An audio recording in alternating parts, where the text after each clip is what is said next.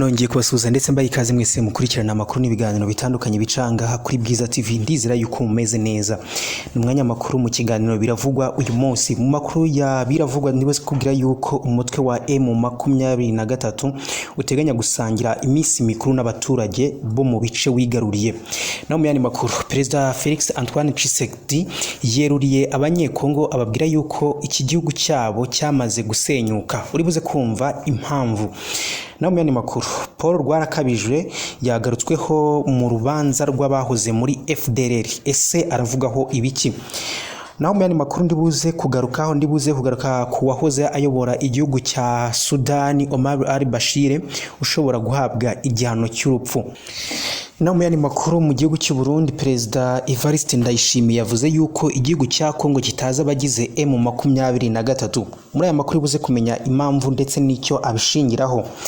Naho mu karere ka Huye, umukobwa w'imyaka 32 wasambanyije umwana w'imyaka 17 yahawe igihano gikomeye. Muhawe ikaze, nitwa Niyobonjo David.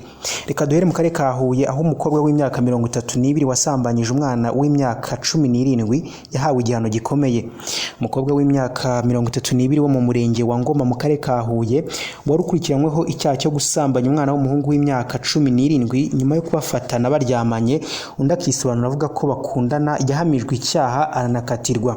Uyu mukobwa usanzwe utuye mu mudugudu wa Runga mu kagari ka Buremera mu murenge wa Ngoma yafashwe mu kwezi kwa Nzeri umwaka w'ibihumbi 2022.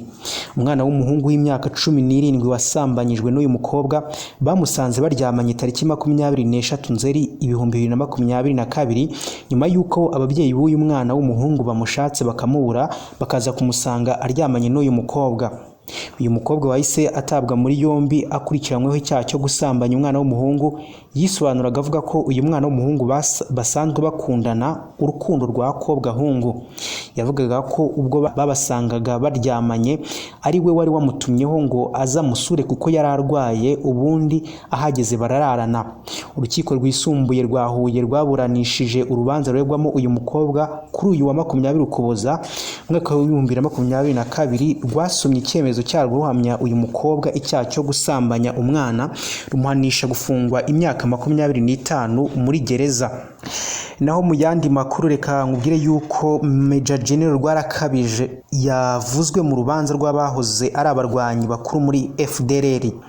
Major General Paul Rwarakabije uri mu bashinze Fdlr yavuzwe mu rubanza rwa Brigadier General Mujyambere wa Paul wamenyekanye nka Musenyeri, Lieutenant Colonel Mpakaneye Emerie na Lieutenant Colonel Habimana Emmanuel babaye abarwanyi bakuru muri uyu mutwe witwaje intwaro. Uru rubanza rwabereye mu rukiko rukuru urugereko rwihariye ruburanisha ibyaha byambukiranya imipaka na mpuzamahanga ruherereye mu karere ka Nyanza kuri uyu wa 22 Ukuboza umwaka 2022.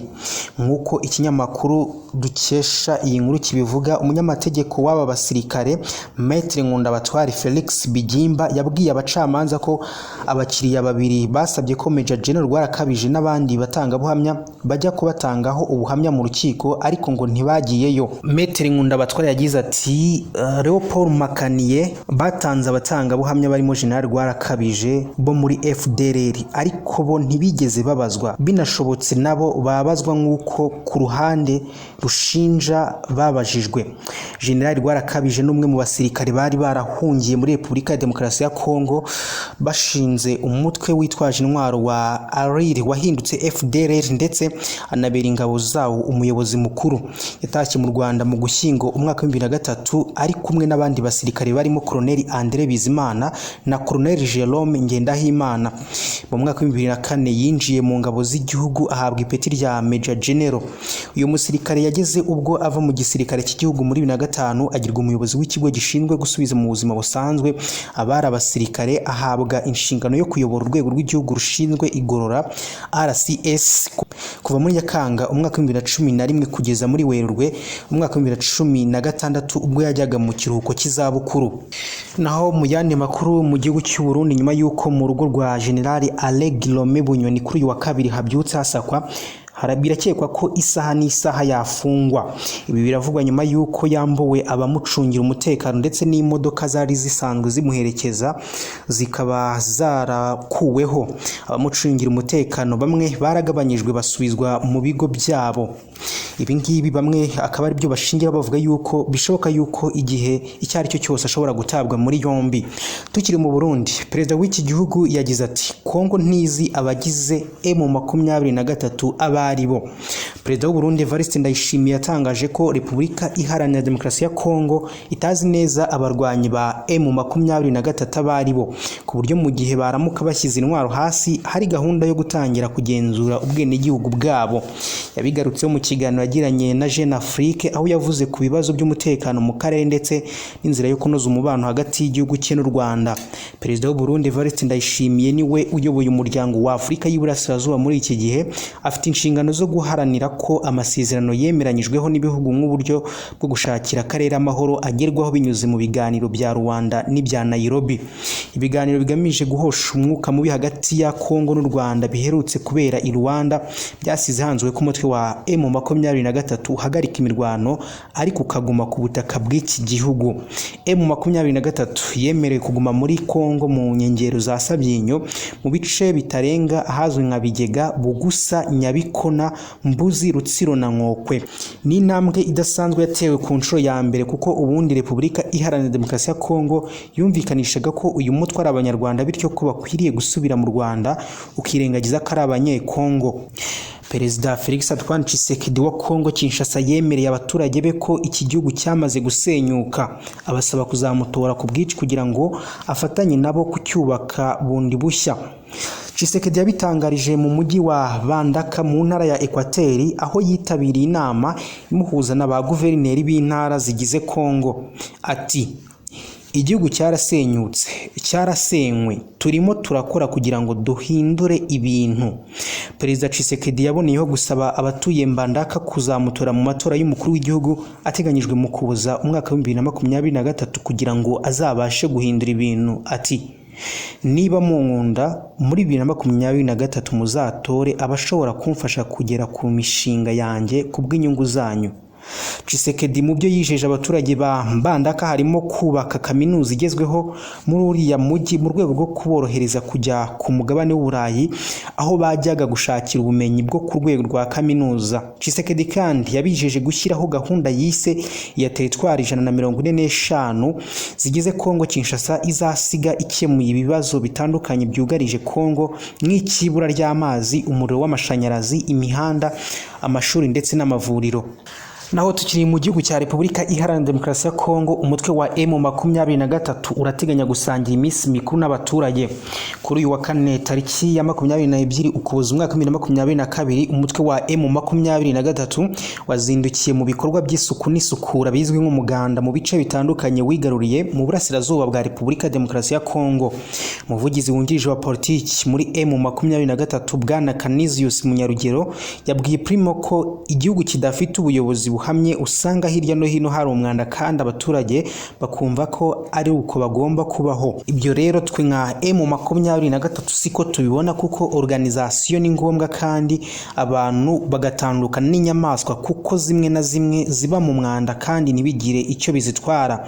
Canisius avuga ko nta gihindutse abarwanyi b'uyu mutwe biteguye gusoza neza umwaka bifatanya n'abaturage bo mu duce wigaruriye mu busabane budasanzwe basangira ibiribwa n'ibinyobwa. Uyu muvugizi wungirije ntatangaza umusanzu uzatangwa n'umuturage ukungana ariko avuga ko icy'ingenzi ari ukwereka abaturage ko bari kumwe. Ati kuko bamwe ni ababyeyi bacu, abana bacu n'abavandimwe bacu. Naho mu yandi makuru, perezida wa Kenya yasabye abaturage kumufasha kwishyura ideni ry'amafaranga abereyemo umugore we. Perezida wa Kenya Dr. William Samoei Ruto mu buryo bwo gutebya yasabye abatuye muri iki gihugu kumufasha kwishyura ideni ry'amafaranga abereyemo umugore we Rachel Ruto. Ruto yamenyesheje abanyakenya ko mbere y'umukino wa nyuma w'igikombe cy'isi wahuje ikipe ya Argentine n'Ubufaransa tariki ya 18 Ukuboza yateze na Rachel wari wifatanyije n'abana be. Uyu mukuru w'igihugu yari yateze ko ikipe y'Ubufaransa itsinda iya Argentine ikegukana igikombe cy'isi ku nshuro yikurikira. kwibukiranya. Rachel n'abana be bo bategera gutsinda kwa Argentine. Ubwo Argentine yari imaze gutsindira Ubufaransa kuri penalty, Perezida Ruto yatangaje ku rubuga rwe rwa Twitter ko yemeye kwishyura amafaranga yemeye guha umugore we n'abana koko, ariko abanyakenya batamwemerera kuyakura mu kigega cyitwa Hasra Fund. Ruto yabwiye abanyakenya batuye mu gace ka Kajiado ko kugeza ejo hashize agishakisha amafaranga yemereye guha umugore we, abasaba kumufasha kwishyura iri deni. Abari bahari bose baraturitse baraseka. Ruto yari yagiye muri Kajiado mu gikorwa cyo gutera ibiti, yari kumwe na Rachel, Vice President Rigathi Gachagua, abadiplomati n'abandi bayobozi bakuru mu gihugu. Naho mu yandi makuru turi muri Repubulika Iharanira Demokarasi ya Kongo, Tshisekedi yatangaje ko abanzi ba Kongo mu burasirazuba bwayo bari kwitegura gusubira inyuma. Perezida Felix Antoine Tshisekedi wa Repubulika Iharanira Demokarasi ya Kongo yatangaje ko abarwanyi b'umutwe wa M23 yise abanzi b'igihugu cye bari mu myiteguro yo gusubira inyuma bakava mu bice bitandukanye by'intara ya Kivu y'Amajyaruguru bigaruriye. Yabibwiye abaturage bo mu mujyi wa Mbandaka mu ntara ya Equateri, aho yitabiriye inama imuhuza na ba guverineri b'intara zigize Kongo. Ni inama iteganyijwe kuri uyu wa kane tariki ya 22 Ukuboza 2022.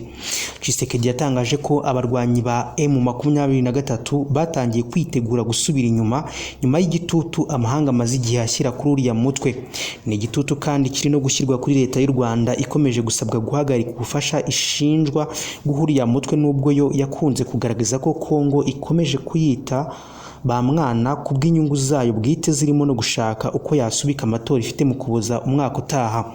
Ubwo yaganiraga n'abaturage yagize ati, uyu munsi umuryango mpuzamahanga wose wamaganya abanzi bacu bari mu burasirazuba bw'igihugu, ndetse amakuru meza nuko ubu tuvugana abanzi batangiye kwitegura gusubira inyuma no gusubira iyo baturutse. Kugeza ubu kwezi kumaze kuzura abarwanyi ba M23 basabwe guhagarika imirwano ndetse bakanava mu bice by'intara ya Kivu y'Amajyaruguru. Gusa kugeza ubu ntibarabasha kubahiriza uyu mwanzuro w'inama yateraniye i Rwanda ku itariki 23 Ugushyingo 2022. Umuvugizi w'uyu mutwe mu bya gisirikare Meja Wiringoma mu minsi ishize yavuze ko biteguye kuva muri biriya bice, gusa agaragaza impungenge z'uko we na bagenzi be nta handi bafiteho kujya. Ati, twaravuze ngo turiteguye, twebwe M23 twiteguye guhagarika urugamba tukazinga ibyacu tukagenda. Turiteguye, nanjye namaze kuzinga ibyanjye hano, ariko se tugiye kujya he? Batubwire tuzajya he, gukora yiki, twumvikane neza. Tuzagenda turiteguye, ariko se tuzava ahantu hacu twafashe tuhasigire bande? Tuzahasigira Fdlr? Tuzahasigira Fdlr ngo ize yice abavandimwe bacu? M23 inshuro nyinshi yakunze kuvuga ko itapfa kugenda ku mpamvu z'uko ikeneye kurinda abaturage biganjemo abo mu bwoko bw'abatutsi bamaze igihe bahigwa bukware n'imitwe yitwaje intwaro ikorana n'ingabo za Kongo. Naho mu gusoza aya makuru kamubwire ko Bashir ashobora guhabwa igihano cy'urupfu. Omar al-Bashir wahoze ayobora Sudan yemeye uruhare rwe mu ihirikwa ry'ubutegetsi bwa Minisitiri w'Intebe Sadiq al-Mahdi mu mwaka w'1989. Ryashyize ari uyoboye iki gihugu kugeza mu mwaka wa 2019, bikaba bishobora gutuma ahabwa igihano cy'urupfu. Icyakora yahakanye uruhare urwo ari rwo rwose rw'abasivili n'abasirikare bo mu kanama kaharaniraga impinduka mu gutegura no gushyira mu bikorwa ihirikwa ry'ubutegetsi.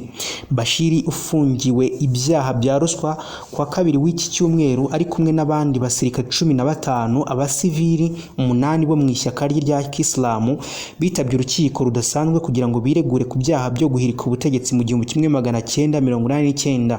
Imbere y'urukiko Bashir yagize ati, mpagaze imbere y'uru rukiko kandi ndavugana ishema n'agaciro ko ndi umuyobozi w'impinduramatwara kandi ndirengera umutwaro w'ibyabaye byose mu 1989.